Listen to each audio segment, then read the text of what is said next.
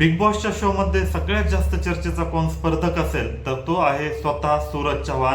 आणि सूरज चव्हाणची सध्या चर्चा होत असताना त्याच्या एका पॅटर्नची पण चर्चा होत आहे. त्यानंच नाव दिलेलं आहे गावठी पॅटर्न. नक्की गावठी पॅटर्न सूरज चव्हाणच्या भाषेत कसा आहे आणि याची का चर्चा होत आहे, आणि काल भाऊच्या धक्क्यामध्ये रितेश देशमुख यांनी सूरज चव्हाण बद्दल काय मत मांडलंय, याबद्दलच आज आपण चित्रगप्पाच्या या व्हिडिओमध्ये बघणार आहोत. बिग बॉसच्या सगळ्या कॉन्टेस्टंट पैकी सगळ्यात जास्त चर्चेचा सूरज चव्हाणच आहे.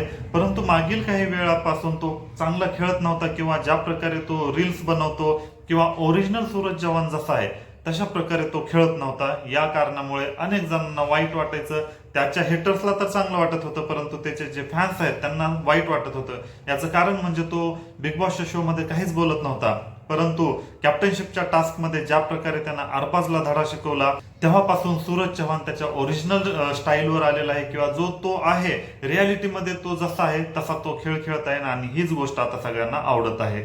आता कॅप्टनशिपचं टास्क झाल्यानंतर वर्षा गावस्कर सूरज चव्हाणला जाऊन बोलत होत्या, हा तू खूप चांगला खेळलास, अशाच प्रकारे खेळायला पाहिजे, तुझी काहीही चूक नाही. म्हणजेच एक प्रकारे सूरज चव्हाणला सपोर्ट करत होत्या.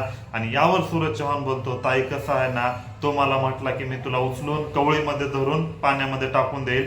आणि मग मी पण त्याला बोललो की पाण्याच्या बाहेर आल्यानंतर मी काय करेन. त्यानं विचार केला नसेल, आपला हा पॅटर्न गावठी पॅटर्न लईच डेंजर आहे, अशा प्रकारचं सूरज चव्हाण बोलला. म्हणजेच ज्या प्रकारे तो कॅप्टनशिपच्या टास्क मध्ये खेळला त्याला सूरज चव्हाणच नाव गावठी पॅटर्न हे दिलेलं आहे. आणि त्याचा हा गावठी पॅटर्न अनेक जणांना आवडलेला आहे, किंवा बऱ्याच जणांचं असं म्हणणं आहे की सूरज चव्हाणनं अशाच प्रकारे खेळायला पाहिजे. आणि काल यावर शिक्कामोर्तब रितेश देशमुखनं सुद्धा केलं. काल भाऊच्या धक्क्यामध्ये बोलताना रितेश देशमुख सुद्धा असं म्हटलं की सूरज, आता तू हिरो म्हणून या शो मध्ये दिसत आहेस, तू अशाच प्रकारे खेळायला पाहिजे. आणि काल तू ग्रुप बी चं नेतृत्व केलंस, किंवा ग्रुप बी मधून सगळ्यात जास्त चांगला जर कोणी खेळला असेल तर तो सूरज चव्हाण आहे. सूरज चव्हाणला प्रोत्साहन देताना ग्रुप बी ला पण झापलं, कारण ग्रुप बी चे मेंबर काही चांगलं खेळत नाहीत, किंवा ते दिमागच लावत नाहीत. ते टास्क जिंकण्याची ना त्यांना जिद्द आहे, ना त्यांना कॅप्टन व्हायचंय, ना चांगला गेम खेळायचा आहे. बस त्यांना खायचं प्यायचं असतं आणि गार्डन मध्ये येऊन गप्पा मारायच्या असतात. या व्यतिरिक्त ग्रुप बी काहीच ऍक्टिव्ह नाही.